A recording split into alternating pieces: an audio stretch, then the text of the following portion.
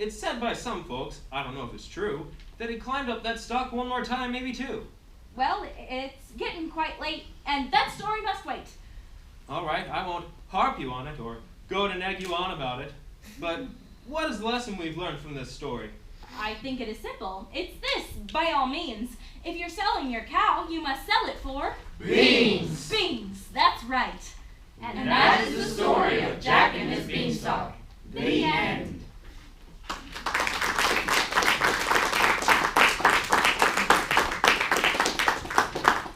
Okay, and now we're going to wrap things up with the rhyme of Goldilocks and the Bears, another verse version by Jack Stokes.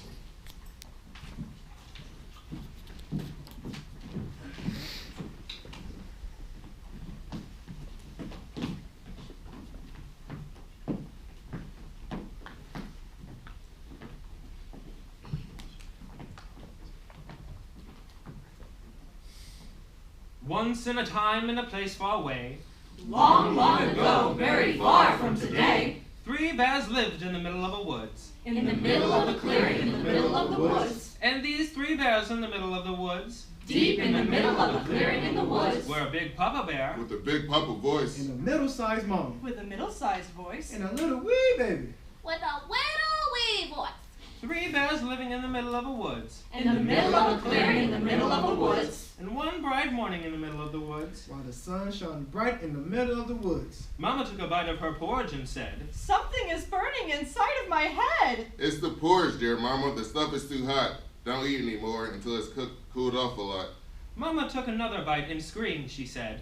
Something is burning inside of my head. If you listen to me, you would understand why you don't see me and baby start to cry. The porridge is hot. in fact, much too hot, It needs to cool off. in fact, quite a lot, While you and I and baby bear go walking in the middle of the woods out there. in the middle of the cool, cool woods out there. For answer, poor Mama took another bite, said, Something is burning inside of my head. Come along, baby. Give mama your arm, lest you walk in the wall and thus come to some harm. Come along, dear. Watch out for that stool. We'll walk in the woods where our porch gets cool. Something is burning inside of my head. Mama, quit eating that porridge, I said. And then off they went for their walk in the woods. In the cool, cool woods, while their porridge got cool. Softly there fell on the house by and by a silence unbroken except for a cry. Something is burning inside of my head. Lay that porridge down, mama, I said. The silence returned. But why do I tremble as though with a chill, as something comes stamping and skipping up and down vale across meadow and hill, uprooting and tearing and ripping? A tornado? No, A stampede of buffalo? no, Is it? Oh no, I can't say it. Is it? Oh, terror stops my mouth. Is it? Oh no, my mouth won't go around the words. oh, say the name of this kittle, make you die a little. You're right to tremble from hat to socks, because as you guessed, It's Goldilocks. Goldilocks the destroyer. Little old me. Goldilocks with hair so bright, Her skin so lightly, softly tanned. her lovely face and sparkling eyes. Goldilocks is loose in the land. The animals scurried this way and that.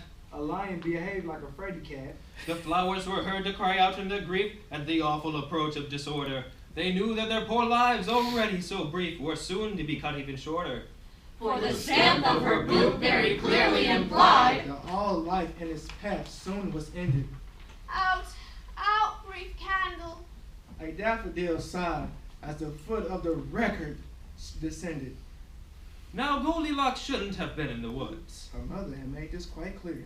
We're going to visit Aunt Beastie's today, so you'll stay in the yard, won't you, dear? Of course, Mother.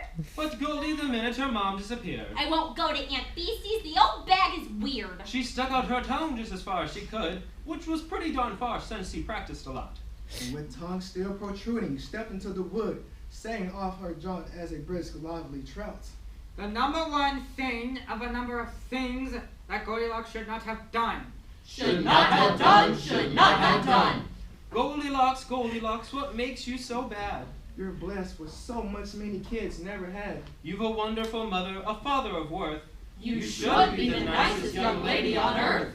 But Goldilocks didn't in the way that she had. Stuck Stuck out her tongue. Oh my, she was bad. At last she was lost. The woods were so dense. I guess I shouldn't have come by myself. Goldilocks always made very good sense. In the past tense. No one can blame poor little me. I'm just a little girl. And here she dropped her eyes to earth and twisted a golden curl. Goldie never could admit to making a mistake. Eviously, she laid the blame on someone wary snake. Someone's gonna have to pay for getting Goldie lost today. And then, quite faint with hunger, she came to the house of the bears. Oh, goody! Another cute little thing spoken by little innocent girl types like I. That's me. Shut up! Maybe they can tell me where I am. I wish I had a little piece of my Aunt Beastie's ham. Beastie's ham, Beastie's ham. I know that they will like me. They'll see how sweet I am. I wish I had a little bit of my Aunt Beastie's jam. And Beastie's jam and Beastie's ham. Maybe they will help here. I'll give a little yelp here. Help, help. Help, help! Help, help! They must be deep in there. That's deaf. Oh, shut up! She knocked at the door. No one answered. So she knocked again. No one answered. She knocked and knocked, but every time she knocked, No one answered. No one answered. Well, nobody here. I'll just go in. Goldilocks, don't you dare. Hey, it might be there's somebody in there that needs help. That's been knocked down by a robber and they can't get up. Goldilocks, you know you're just looking for an excuse to go in where you don't belong. Would you kindly shut up? Don't I have enough problems without you looking over my shoulder every minute of the day? But, Keep your nose out of my business. But- Don't you have any concern for a little girl that's lost?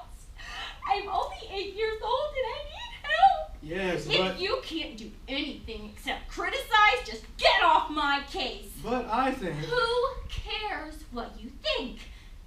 I'm gonna tell my parents about you. What? What? You heard me, now get out of here. so what did she do then? I'll leave it to you. She lifted the hatch and opened the door, walked right in and muddied the floor. The number 2 thing of a number of things that Goldilocks should not have done. Should not have done. Goldilocks, Goldilocks, what makes you so naughty? You're smart aleck, stubborn, unreasonably holly. Goldilocks, Goldilocks, with your pretty face, you should be tops in the human race. But Goldilocks, as often as she did, just stuck out her tongue. What a bad little kid. And what did she see when she entered the house? Little Miss Muffet sitting on a tuffet, eating her curds and whey. Quit trying to change the subject, Goldilocks. There on a table in the middle of the room. What's a tuffet? There on the table in the middle of the room. Curds and whey sounds nasty. I'd rather eat porridge. There on the table in the middle of the room. In the middle of the table, in the middle of the room. Goldilocks saw. Little Jack Horner sitting in a corner. Goldilocks, we told you could be here while we told the story if you'd behave. If you don't behave, we'll have to remove you from the room. Oh! Goldilocks saw. A great big bowl. Oh, this is too hot. A middle-sized bowl. Oh, this is too cold. And a little wee bowl. Oh, this is just right. And she ate it all up. It all up, it all up. The number 3 things of a number of things that Goldilocks should not have done. Should not have done.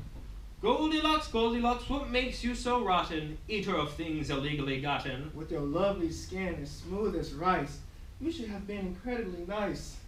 Tongue always out in a spirit most sassy. This girl sure was a naughty lassie.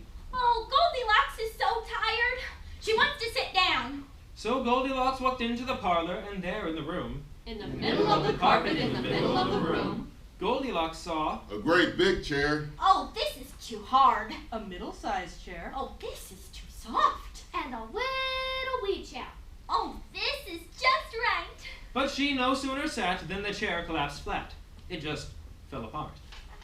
Take it back to Homer. The number 4 thing of a number of things that Goldilocks, with her golden hair, her pretty face, her skin like rice, should not have done. Should not have done. Goldilocks, Goldilocks, what makes you so terrible? Your whole personality is really unbearable. Goldilocks, Goldilocks, with your sparkling eyes, you ought to receive a goodness prize. But no prize for you. Oh, Goldilocks is feeling sleepy. So Goldilocks went into the bedroom, and there in the room, In the middle of the carpet, in the middle of the room, Goldilocks saw, A great big bed. Goldilocks saw, A great big bed. Goldilocks!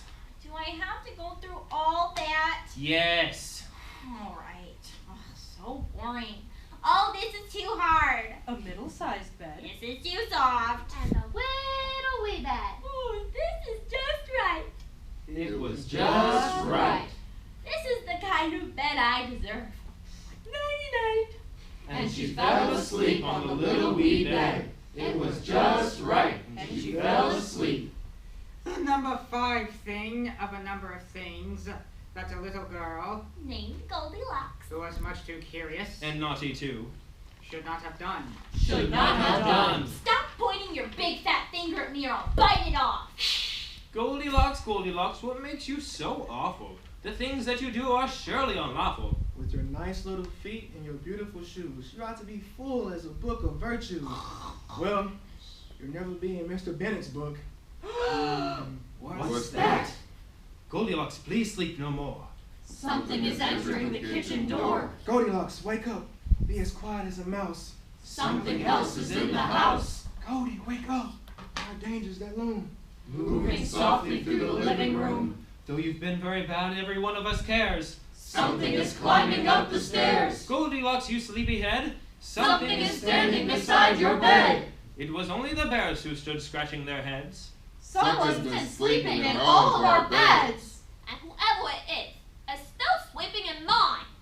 Papa, what now? Oh, Mama, don't whine. Let us give such a roar that in 900 years, people will have to stop up their ears. Baby bear, let them hear it. Go on. That's the spirit. Roar! No, that won't do. Mama, it's up to you. Something is burning inside of my head. Put the porridge down, Mama. All right, I see. That is up to me. Growl! Quick as a flash up Goldilocks sat, wondering where in the world she was at. She looked around and what did she see? Why are you staring like that at me? For answers, all 3 of the bears gave a roar. They blew out the windows and knocked down the door. Growl! You scared me. So what did she do then? Through the window she flew then. If you mean did I jump through the window, not a chance. I kicked them in their shins, on their knees, and in the seat of their pants. You did what? You heard me. First, I gave the little bear a little kick in the shin bone. Wow. Oh, Mama! Then I gave the big bear a big kick in his behind bone. Whomp. Oh, Mama! And then I gave the middle-sized bear a kick in the knee bone. Whomp. Something is burning inside of my head. And then did you jump through the window? No, the bears did. Mama and baby, I think it would pay if the 3 of us made a quick getaway. Through the window they jumped, hit the ground with a bump. Whomp! But it was a 2nd-story window. Not my problem. Mama, I think I hurt myself. And in fact, it was many days before they could walk upright as such bears should. And then what? I sued them. You sued the bears. Yes, I sued the bears. But why? It would seem to me clear to the ones with a brain. For the rest of you, let my attorney explain. Hello there. This is Miss Goldilocks' case against the bears. Question 1. Who suffered a lot from eating their porridge too cold and too hot? Answer, that would be little old me. Question 2. Who fell to the floor, nearly breaking her heart? When the chair she sat in her house fell apart. Answer, unfortunately, little old me. Question 3. Who had a scare when they stood by her bed, making a roar that would wake up the dead? Answer, obviously, little old me. But that's terrible, suing those poor bears. Don't mess with Goldilocks. What about the bears? I might let them live in their house for the right amount of rent. And then what happened? She walked out the door she had entered from and went home to her parents and promised she'd be a good girl after that. And if you believe that story, I'll tell you another one. And is that all? That's all. That's the end.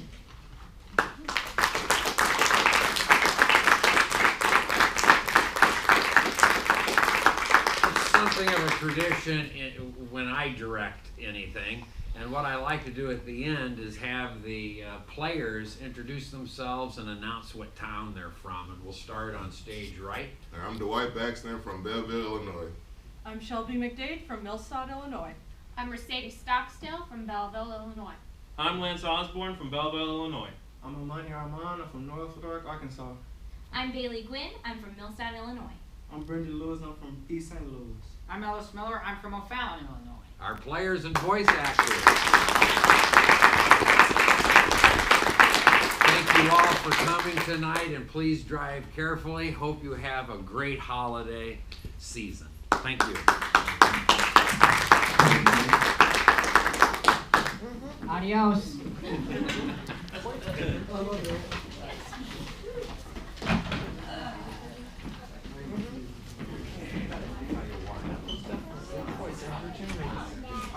She's a whole other good game.